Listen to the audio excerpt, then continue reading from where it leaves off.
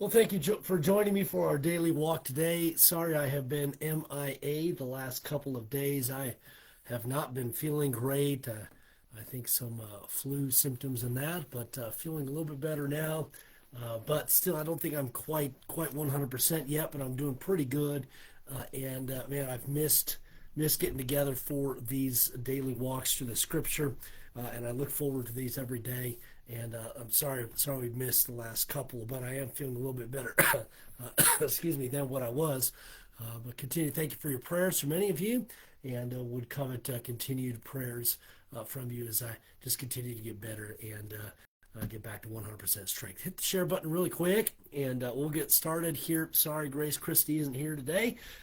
She's at home with everybody else. But it's good to have everybody on. We're going to go ahead and get started here. We're going to be in Job chapter 32.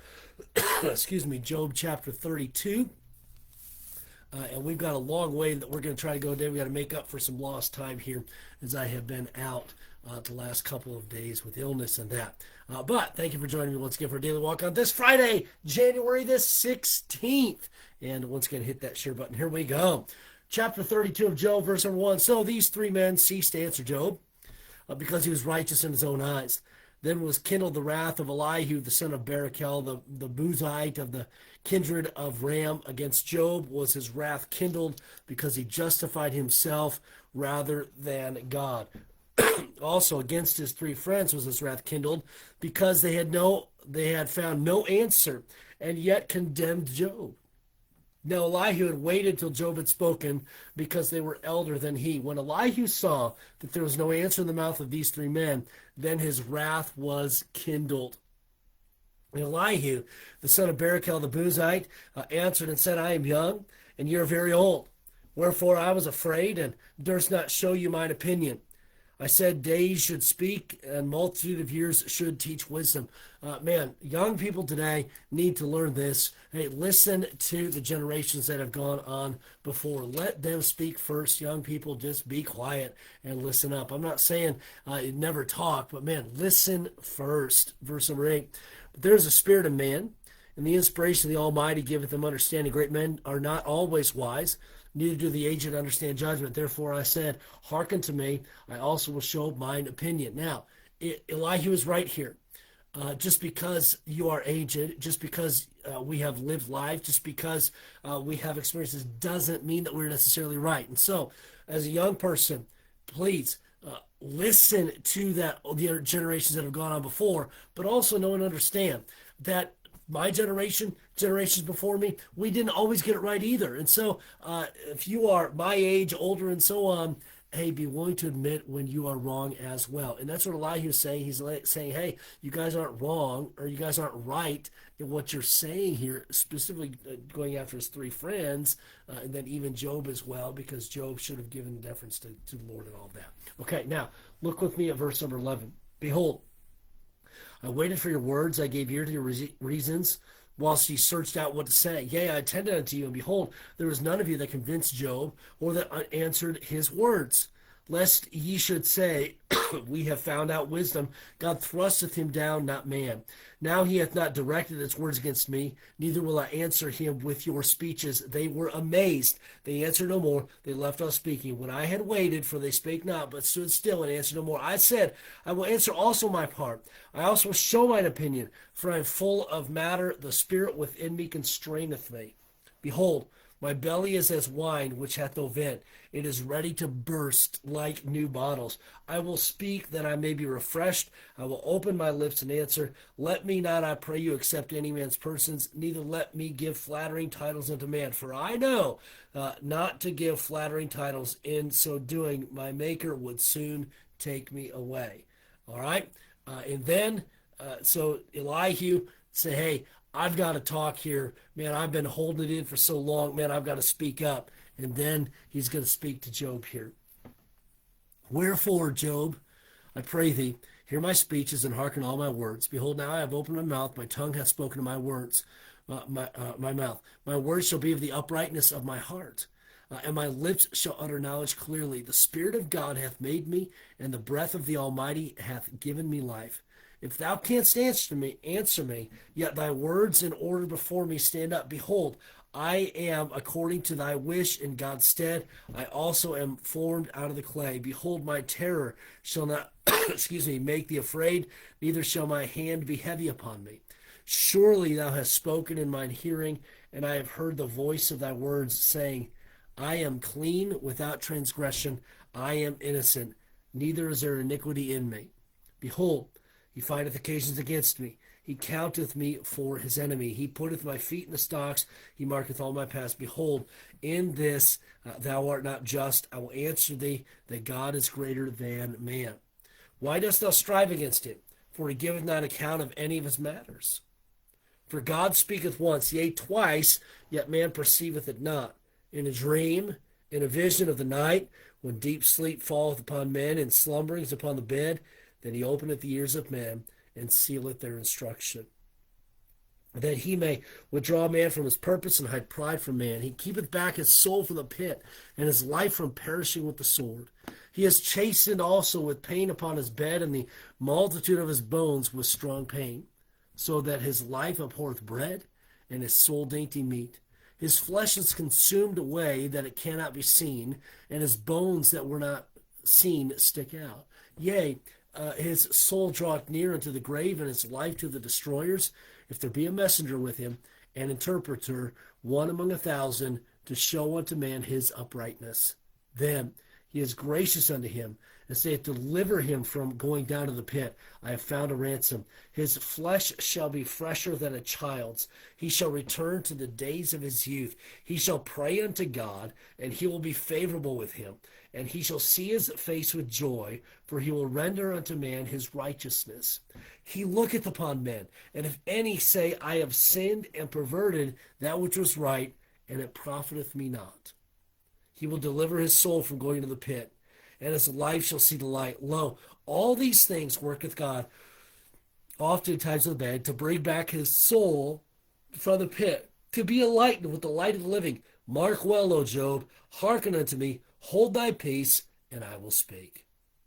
If thou hast anything to say, answer me. Speak, for I desire to justify thee. If not, hearken unto me, hold thy peace, and I will teach thee wisdom. Chapter 34, furthermore, Elihu answered and said, hear my words, O ye wise men, and give ear unto me, ye that have knowledge. For the ear trieth words, as the mouth tasteth meat. Let us choose to us judgment. Let us know among ourselves what is good. For Job hath said, I am righteous, and God hath taken away my judgment. Should I lie against my word? My wound is incurable without transgression. What man is like Job, who drinketh up scorning like water, which goeth in company with the workers of iniquity, and walketh with wicked men? For he has said, it profiteth man nothing, that he should delight himself with God. Therefore, hearken unto me, ye men of understanding. Far be it from God that he should do wickedness, and from the Almighty that he should commit iniquity. For the work of man shall he render unto him, and cause every man to find according to his ways. Yea, surely God will not do wickedly, neither will the Almighty pervert judgment. Who hath given him a charge over the earth, or who hath disposed the whole world? If he set his heart upon man, if he gather unto himself his spirit and his breath, all flesh shall perish together, and man shall turn again unto dust. If now thou hast understanding, hear this. Hearken to the voice of my words. Shall even he that hateth right govern, and wilt thou condemn him that is most just? Is it fit to say to a king, thou art wicked, and to princes, ye are ungodly? How much less to him that accepteth not the persons of princes, nor regardeth the rich more than the poor, for they all are the work of his hands. In a moment shall they die, and the people shall be troubled at midnight, and pass away, and the mighty shall be taken away without hand. For his eyes are upon the ways of man, and he seeth all his goings. There is no darkness, nor shadow of death, where the workers of iniquity may hide themselves. For he will not lay upon man more the right, that he should enter into judgment with God. He shall break in pieces mighty men without number, and set others in their stead. Therefore he knoweth their works, and he overturneth them in the night, so that they are destroyed. He striketh them as wicked men in the open sight of others, because they turned back from him, and would not consider any of his ways. So that they cause the cry of the poor to come upon him, and he heareth the cry of the afflicted. When he giveth quietness, who then can make trouble? And who he hideth his face, who then can behold him? Whether it be done against a nation or against a man only, that the hypocrite reign not, lest the people be ensnared. Surely it is meet to be said unto God, I have borne chastisement, I will not offend any more. That which I see not, teach thou me. If I have done iniquity, I will do no more. Should it be according to thy mind, he will recompense it, whether thou refuse, or whether thou choose, and not I. Therefore speak what thou knowest. Let men of understanding tell me, and let a wise man hearken unto me. Job hath spoken without knowledge, and his words are without wisdom. My desire is that Job may be tried unto the end, because of his answer for wicked men. For he addeth rebellion unto his sin, he clappeth his hands among us, and multiplieth his words against God. Elihu spake moreover and said, chapter 35, verse number 1.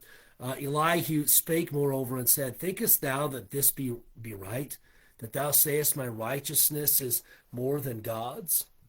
For thou saidst, what advantage will it be unto me, and what profit shall I have if I be cleansed from my sin? I will answer thee, and thy companions with thee. Look unto the heavens and see, and behold the clouds, which are higher than thou. If thou sinnest, what doest thou against him? Or if thy transgressions be multiplied, what doest thou unto him? If thou be righteous, what givest thou him? Or what receivest he of thine hand? Thy wickedness may hurt a man, or as thou art, and thy righteousness may profit the Son of Man. By reason of the multitude of oppressions, they make the oppressed to cry. They cry out to reason by reason of the army of the mighty. But none saith, Where is God my Maker? Who giveth songs in the night? Who teacheth us more than the beasts of the earth, and maketh us wiser than the fowls of heaven?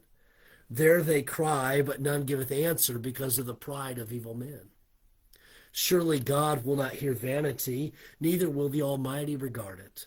Although thou sayest thou shalt not see him, yet judgment is before him. Therefore trust thou in him. But now, because it is not so, he hath visited in his anger, yet he knoweth it not in great extremity. Therefore doth Job open his mouth in vain. He multiplieth words without knowledge. One thing now, Elihu stating, hey, Job, you're not God. You open your mouth in vain and multiply words without knowledge. Now, Elihu is going to, now in the next couple of chapters, speak about the Lord here. Let's look at this, chapter 36. Elihu also proceeded and said, Suffer me a little, and I will show thee that I have yet to speak on God's behalf. I will fetch my knowledge from afar, and will ascribe righteousness to my Maker. For truly my words shall not be false. He that is perfect in knowledge is with thee. Behold, God is mighty, and despiseth not any. He is mighty in strength and wisdom. He preserveth not the life of the wicked, but giveth right to the poor. He withdraweth not his eyes from the righteous, but with kings are they on the throne. Yea, he doth establish them forever, and they are exalted. And if they be bound in fetters, and be holden in cords of affliction, then he showeth them their work and their transgressions that they have exceeded. He openeth also their ear to discipline, and commandeth that they should return from iniquity. If they obey and serve him, they shall spend their days in prosperity, and their years in pleasures. Once again, kind of that prosperity gospel thought there. Verse number 12, but if they obey not, they shall perish by the sword, and they shall die without knowledge. But the hypocrites in heart heap up wrath, and they cry not when he bindeth them. They die in youth, and their life is among the unclean. He delivereth the poor in their affliction, and openeth their ears in oppression. Even so, would he have removed thee, speaking to Job now, out of the straits into a broad place, where there is no straightness, and that which should be set on the table, should be full of fatness. But thou hast fulfilled the judgment of the wicked. Judgment and justice take hold on thee. Because there is wrath, beware lest he take thee away with a stroke, then a great ransom cannot deliver thee. Will he esteem thy riches? No, not gold, nor all the forces of strength. Desire not the night when people are cut off in their place. Take heed, regard not iniquity, for this hast thou chosen rather than affliction. Behold, God exalteth by his power, who teacheth like him, who hath enjoined him his way, or who can say thou hast wrought iniquity? Remember that thou magnify his work, which men behold. Every man may see it, man may behold it afar off. Behold, God is great, and we know him not, neither can the number of his years be searched out. For he maketh small the drops of water, they pour down rain according to the vapor thereof, which the clouds do drop and distill upon man abundantly. Also, can any understand the spreadings of the clouds, or the noise of his tabernacle? Behold, he spreadeth his light upon him, and covereth the bottom of the sea. For by him judgeth he the people. He giveth meat in abundance. With clouds he covereth the light, and commandeth it not to shine. By the cloud that cometh betwixt, the noise thereof showeth concerning it. The cattle also concerning the vapor. Now let's look at chapter 37. I know we've been long. Let's look at one more chapter here. At this also my heart trembleth, and is moved out of his place. Hear attentively the noise of his voice, and the sound that goeth out of his mouth. He directeth it under the whole heaven, and is lightning unto the ends of the earth. After a voice roareth, he thundereth with the voice of his excellency, and he will not stay them when his voice is heard. God thundereth marvelously with his voice. Great things doeth he, which he cannot comprehend. For he saith to the snow, Behold, thou on the earth, likewise to the small rain and to the great rain of his strength. He sealeth up the hand of every man, that all men may know his work. Then the beasts go into dens and remain in their places. Out of the south cometh the whirlwind, the cold out of the north. By the breath of God frost is given, and the breadth of the waters is straitened. Also by watering he wearieth the thick cloud.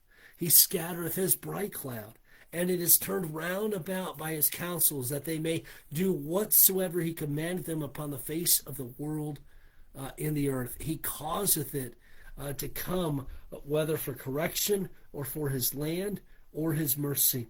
Hearken unto this, O Job, stand still and consider the wondrous works of God. Dost thou know when God disposed them and caused the light of his cloud to shine? Dost thou know the balancings of the clouds, the wondrous works of him which is perfect in knowledge? How thy garments are warm when he quieteth the earth by the south wind? Hast thou with him spread out the sky which is strong and as molten looking glass? Teach us what we shall say unto him, for we cannot order our speech by reason of darkness. Shall it be told him that I speak? If a man speak, surely he shall be swallowed up. And now men see not the bright light which is in the clouds by the wind, but the wind passeth and cleanseth them. Fair weather cometh out of the north. With God it is terrible majesty. Touching the Almighty, we cannot find him out. He is excellent in power and in judgment, and in plenty of justice. He will not afflict. Men do therefore fear him. He respecteth not any that are wise of heart. And Elihu saying that those that think more of themselves than they ought, he respecteth not any that are wise of heart. Why would Elihu say that? Ultimately because God knows the heart. And what is it that Job's friends have said in regards to Job? That he is a hypocrite, that he has sins of the heart that only he knows about. And Elihu's speaking to that even here at the end of chapter number 37. Well, thank you so much for joining me for our daily walk. Hope that you'll have a wonderful rest of your day. Once again, thank you so much for your prayers. They are much needed. Still not feeling 100%, but feeling much better. And so thank you for your prayers. Continue to pray for me. I'd ask you for that.